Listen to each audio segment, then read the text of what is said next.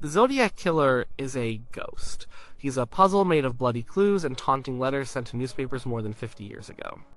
He murdered at least 5 people in Northern California, maybe more, and then he just vanished. He was never caught. The case went cold, but the story never did. It became a modern American myth. A faceless boogeyman who signed his letters with a circle and a cross, and for decades one name has been whispered, shouted, and argued over more than any other. And Arthur Leigh Allen. The question isn't just was he the Zodiac? The question is, did one of the most notorious serial killers in history live out his life in plain sight? Did he go to work, buy groceries, and watch TV while the police, the media, and the entire country were looking for a phantom? Did the authorities have their man all along and just couldn't prove it? The story of Arthur Leigh Allen isn't just about a suspect. It's about the terrifying possibility that the monster was just a guy. A guy you could know. A guy who got away with it. The whole thing started with a conversation.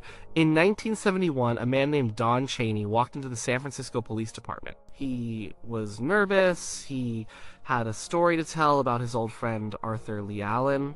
They had known each other years ago, back in Vallejo, and Chaney remembered things that at the time just seemed strange, but now, with the Zodiac killings all over the news, they seemed horrifying. Chaney told the police about a conversation he had with Allen around 1969. Allen, he said, was angry. He had just been fired from his job as an elementary school teacher. He felt wronged. And he started talking about a novel he was writing. In this novel, the main character would kill people. He would call himself Zodiac. He would taunt the police with letters and codes. He would hunt his victims with a gun that had a flashlight taped to it, so he could see in the dark. This was specific, frighteningly specific. The name, the letters, the flashlight on the gun, which matched the description given by one of the survivors. Allen also told Chaney he wanted to play the most dangerous game. He talked about hunting people, using them for target practice. He said he would mess with the crime scenes to confuse the police. He'd use different cars. He'd attach firecrackers to a timer to create a diversion. He was laying out the Zodiac's playbook before it even happened. Chaney also remembered Allen saying something chilling, that the best way to get away with it would be to use a name that wasn't his. He'd call himself Zodiac. And one of the last things he said to Chaney was, "I'm going to prove that it can be done." The police were hooked. This was more than a vague tip. This was a motive, a method, and a name, all coming from a supposed friend. So they started digging into Arthur Leigh Allen. And the more they dug, the more they found. And Allen lived in Vallejo. He was there, right in the heart of Zodiac territory, when the first confirmed attacks happened. He was a big guy, heavy set, which fit the general description from some witnesses. He was intelligent, he had a background in chemistry, he was the kind of person who could plausibly create the complex ciphers the Zodiac sent to newspapers. He was also a known troublemaker. The reason he was fired from his teaching job was for accusations of child molestation. He was a man with deep, disturbing problems. He had a dark side that he kept hidden from most people. The police interviewed Allen. He was calm, collected, a little strange. He denied everything. But during the interview, he let something slip. He mentioned that his favorite book was The Most Dangerous Game, a short story about a man who hunts other humans for sport. The same theme he'd allegedly told Don Chaney about. Coincidence? Maybe? But the coincidences were starting to pile up. And then there was the watch. During one of the interviews, detectives noticed what Allen was wearing on his wrist. It was a watch, a Zodiac brand watch, with the same circle cross symbol the killer used as his signature. When they asked him about it, Allen said it was a gift. He claimed a woman gave it to him. But it was a stark, tangible link. The killer's symbol, right there on the suspect's arm. It felt like a taunt, like he was hiding in plain sight. The police got a search warrant for his trailer. What they found inside only deepened their suspicions. They found weapons. They found chemicals and materials for making bombs. They found bloody knives in his car. Allen explained the knives away. He said he used them for hunting animals. But in the context of the Zodiac attacks at Lake Berryessa, where a couple was brutally stabbed, the discovery was ominous. And then they found the boots. At the Lake Berryessa crime scene, the killer had left behind footprints. They were from a specific type of military or surplus boot, a size 10.5 wing walker. When police searched Arthur Leigh Allen's trailer, they found a pair of size 10.5 wing walkers. Another direct physical link between their prime suspect and a murder scene. The circumstantial case was becoming a mountain. He lived in the right place. He had the right skills. He had a motive of resentment. He had the same strange interests. He wore the killer's symbol on his wrist. He owned the same type of boots that left prints at a murder scene. And a former friend had practically given him a confession. For many investigators, this was it. This had to be the guy. There were other strange little things, too. small details that seemed to fit. The Zodiac letters were full of misspellings. One of the most famous was Christmas. Investigators found letters Allen had written to his own family where he misspelled the same word in the exact same way. It was a tiny thread, but it was another one. The police also focused on the murder of a taxi driver named Paul Stein in San Francisco. This was the Zodiac's most brazen murder, right in the city. The killer had left behind a bloody fingerprint and was seen by several witnesses. On the night of that murder, Allen told police he had been at the coast, but his story was weak. He couldn't provide a solid alibi. He was in the area, and his car, family members later said, came back that night covered in blood. Allen claimed he had run over a dog, but no one ever saw the dog. For years, the investigation swirled around Allen. He was interviewed multiple times, his home was searched again, he was put under surveillance. He became the central figure, the primary suspect. Robert Graysmith, a cartoonist for the San Francisco Chronicle who became obsessed with the case, wrote a book that pointed the finger directly at Allen. That book later became a major Hollywood movie. In the public imagination, Arthur Leigh Allen was the Zodiac. The case, it seemed, was solved in spirit, if not in a court of law. He was the man who terrorized a region and got away with it, living out a quiet, strange life until his death. But here's the problem. For every piece of evidence that points to Arthur Leigh Allen, there's another piece that points away from him. And they aren't small, trivial pieces. They are the pillars of a modern criminal investigation. And in Allen's case, they all crumbled. Let's start with the big one. DNA. In the age of forensic science, DNA is often the final word. The Zodiac sent many letters. He licked the stamps. He sealed the envelopes. He left his saliva, and therefore his DNA, behind. In the 2000s, investigators were able to extract a partial DNA profile from one of the envelopes. They compared it to a sample of Arthur Leigh Allen's DNA. It was not a match. This is a massive, almost insurmountable problem for the Allen theory. The most definitive piece of physical evidence left behind by the killer, his own genetic signature, excluded the prime suspect. Some have tried to explain this away. Maybe someone else licked the stamps for him, for an accomplice. Maybe the DNA sample was contaminated. Maybe it wasn't even the killer's DNA, but just some random postal workers. But these are all what-ifs.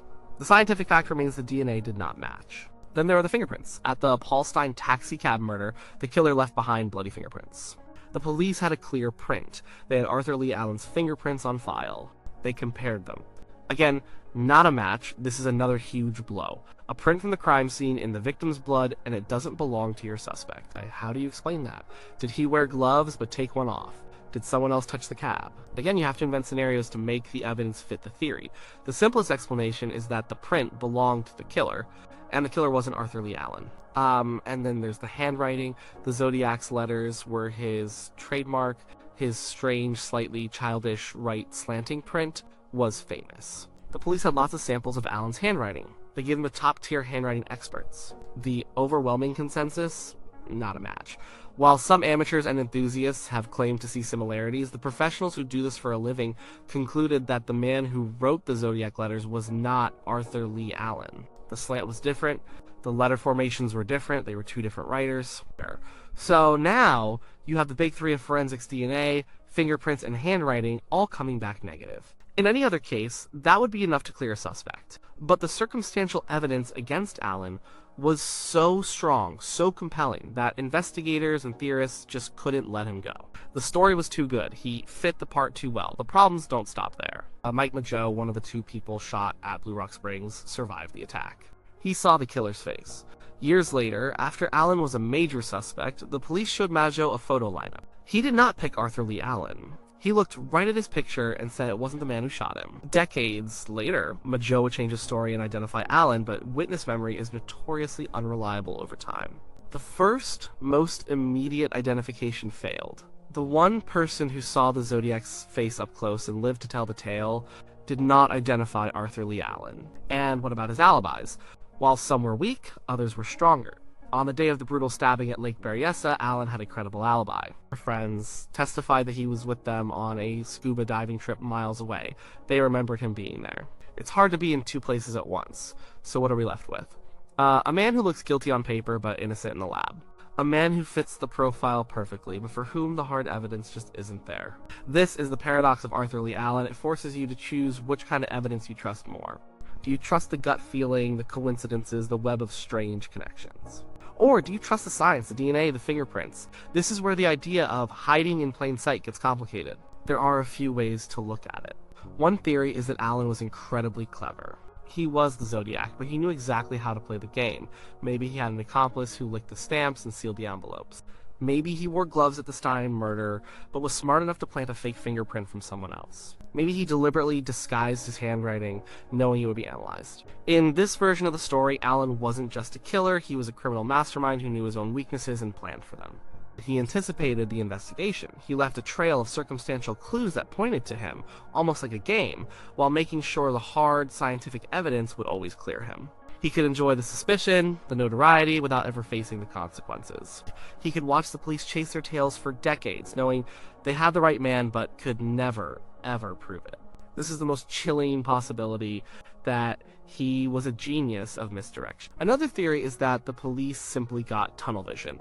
They were so convinced by Don Chaney's story and the initial wave of circumstantial evidence that they fixated on Allen. Once you have a suspect you believe is guilty, it's easy to see everything through that lens. Every strange quirk of Allen's personality became proof of his guilt. Every flimsy alibi was a sign he was lying. They may have unintentionally ignored or downplayed evidence that pointed away from Allen or towards other suspects. They had their man, and they spent years trying to make the evidence fit, instead of letting the evidence lead them. In this scenario, Allen wasn't hiding in plain sight. He was just a weird, unfortunate guy who happened to fit a profile and got caught in the crosshairs of a desperate investigation. The real Zodiac, meanwhile, was free to slip away unnoticed because everyone was too busy looking at Arthur Leigh Allen. And then there's the middle ground. What if Allen was involved, but not in the way everyone thinks? What if he was part of a group? What if he was the brains behind the letters and the ciphers, but not the man pulling the trigger? This could explain some of the discrepancies. It could explain why the DNA and fingerprints don't match him, but the psychological profile and inside knowledge do. It's a speculative theory, but it's one way to reconcile the mountain of conflicting information. It's also possible that Don Chaney, the man who started it all, was either lying or mistaken. His story is the foundation of the case against Allen. Without him, Allen is just one of many strange people who lived in the area. Chaney's credibility has been questioned over the years. His story changed slightly over time. Was he trying to get attention? Did he have a grudge against Allen? Or did he genuinely believe what he was saying but was simply misremembering conversations from years ago, his memory shaded by the media frenzy around the Zodiac? If you take Chaney's story out of the equation, the case against Allen looks much weaker. Arthur Leigh Allen died in 1992 of a heart attack, just as police were preparing to serve another search warrant and possibly arrest him. He died a free man. He never confessed. He maintained his innocence to the end. His death left the question hanging in the air forever unanswered. So, was he the Zodiac Killer, hiding in plain sight? If you believe he was, you have to believe he was a master of deception. A man who wore a Zodiac watch as a private joke. A man who kept the right boots in his trailer, almost daring the police to find them. A man who was smart enough to create unbreakable codes but made mistakes in spelling that just happened to match his own. You have to believe he was so cunning that he could plant false physical evidence to exonerate himself while leaving a breadcrumb trail of circumstantial clues that would make him the #1 suspect for 50 years. He would be a monster of unparalleled arrogance and intellect. If you believe he wasn't, you have to believe in a coincidence of astronomical proportions. You have to believe that a man accused by his friend of wanting to be a killer named Zodiac just happened to live in the killer's hometown. He just happened to wear a Zodiac watch. He just happened to own the same rare boots found at a crime scene. He just happened to misspell words the same way as the killer. He just happened to have a personality that perfectly matched the profile of a resentful, intelligent, and dangerous loner. You have to believe he was the unluckiest man in the world. This is why the Arthur Leigh Allen Files are so haunting. There is no easy answer. There is no satisfying conclusion. There is only a deep, unsettling ambiguity. The case against him is a house of cards. It looks impressive, but the foundation is shaky. And the scientific evidence is a battering ram that knocks it all down. The truth is, we will probably never know for sure. Arthur Leigh Allen took the answer to his grave, but his story serves as a chilling lesson. It shows us how easy it is to be convinced, how a good story can sometimes feel more real than hard facts. And it leaves us with the most terrifying thought of all. Maybe the Zodiac Killer wasn't a supervillain or a genius. Maybe he wasn't Arthur Leigh Allen, maybe he was just some random forgotten man. And maybe Allen was just a strange, sad distraction. Or maybe, just maybe, he was exactly who everyone thought he was, a killer who looked the world in the eye and lied and got away with it, living and dying as a free man, right there in plain sight. And the ghost remains.